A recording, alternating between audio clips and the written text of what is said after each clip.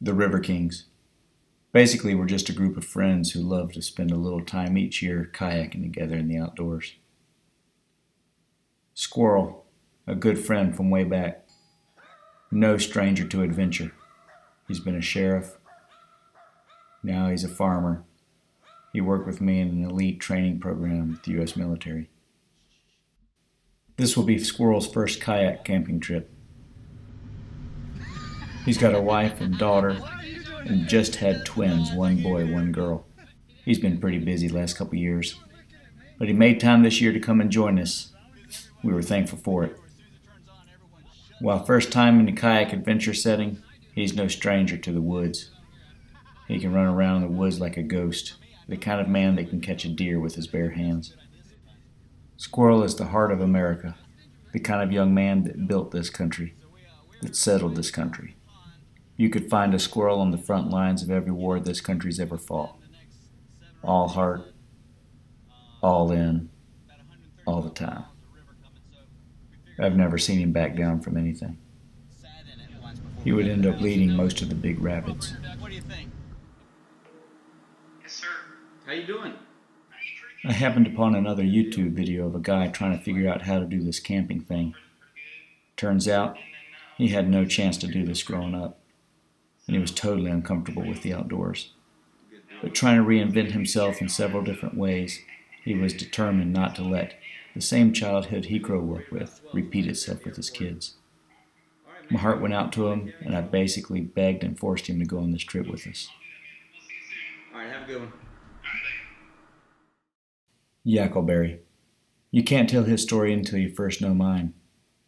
I was exposed to the outdoors from a very early age. My father, my grandfathers, friends, family, in a program called the Royal Rangers. A lot of men invested a lot of time and gave up a lot of weekends so that I could enjoy the outdoors. And it's a love that never died. And to all those men, I'm very grateful. I've done some amazing things. I've been to some amazing places. And I've seen some amazing sights. I have experiences that'll last 2 lifetimes. I've hunted the top of the world with my best friend Andrew, and I live to tell about it, and I love to tell about it. But over all these things, my favorite thing is taking my son, my daughter into the outdoors. I love watching him grow up in the outdoors, experiencing things that each boy should. He can hunt. He can fish. He can start a fire. He can cross a swollen creek in the winter with no shoes. To him, this is normal. This is just part of growing up. This is part of becoming a man. He spent his whole life taking trips into the outdoors and loving every minute of it. Fishing, kayaking, hiking, camping. Watching my son hike with my backpack and my sleeping bag that my father gave me 30 years ago makes me think about all the things I've done since then, and where I've taken these experiences, and who I've shared them with. And I see a man that wants to give his family something that he was not afforded growing up. It was time to give back. What Yakkelberry needed was not a helping hand, but a push off the cliff of adventure. This would become part of his story.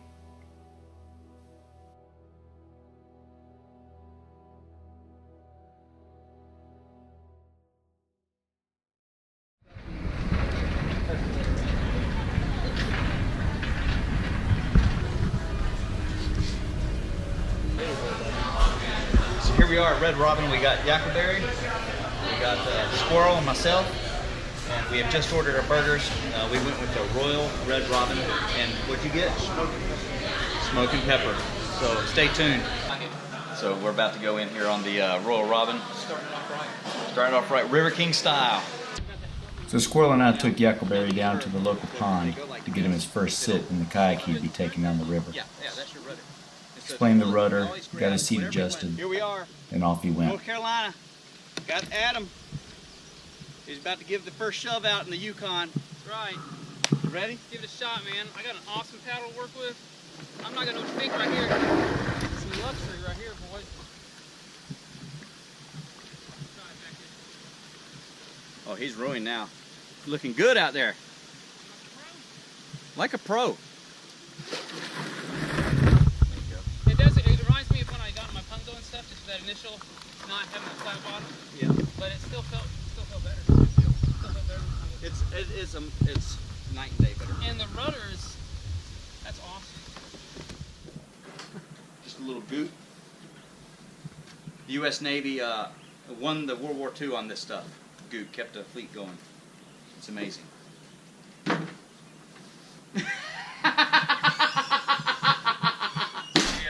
I don't know what on your videos I'll believe anymore. Oh yeah. Greg, and Greg's here. Greg, well, Greg. That's a sharp hat, Greg. Greg retired the most heavily decorated flight medic in Air Force history. For about 25 years, he spent his life plucking people out of the worst day of theirs.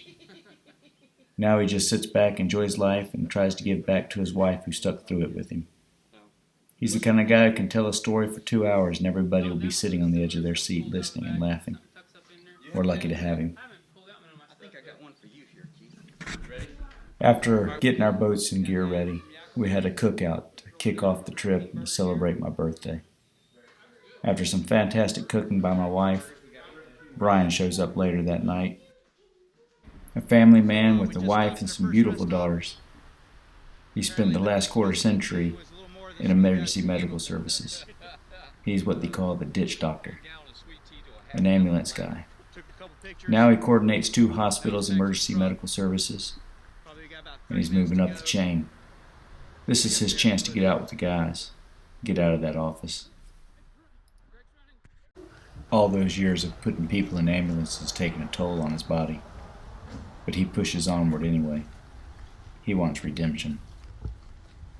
On any adventure, the hardest part to sort out is logistics. How are you going to get everything up there? How are you going to get it back home? Where are you going to stage your vehicles? That sort of thing. And that brings me to Proctor Kirk and Jim Whirls. These are 2 of the best guys you'll ever meet. We met them last year on the Greenbrier trip in Hinton, West Virginia. They went above and beyond last year, and they did it again this year. Here we meet them at the put-in, so all we have to do is get in our boats and shove off. It's more than you can expect. We feel blessed to know them. You can see in their eyes that they want to be out there with us. Both are river rats from back when men were men. Aluminum canoes, wool and cotton. Back when you just had to forge your way down the river. It's good to see them again. Now all we got to do is pack our boats and shove off, and we're on our way. There's just 5 of us here today. We have 4 more joining us at the halfway point in Hinton. I'll introduce you to them later. For now, let's get on the river. For the next 145 miles, the river will throw everything it has at us. From the most beautiful sunrise to torrential downpours. From epic portages to beautiful lakes and monster rapids. I watch new friendships form, and I watch old friendships get stronger. And as we walked up to the cliff of the fear of the unknown, for the first time Yakkelberry saw that it was the cliff of adventure. And the 5 of us jumped.